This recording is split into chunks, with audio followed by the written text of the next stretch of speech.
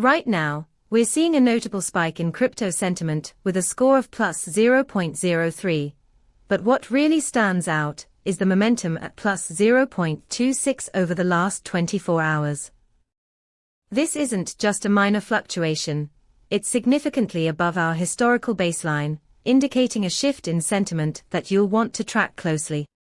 Our API returns a comprehensive analysis of this sentiment, including 20 semantic clusters that highlight the key themes driving this momentum. This can be incredibly useful for you when building predictive models or sentiment-driven trading strategies. Imagine using this data to adjust your trading algorithms in real time, capitalizing on the current positive sentiment before it fizzles out. For more detailed insights, visit pulsebit.logenterprise.com/docs. Let's harness this momentum together.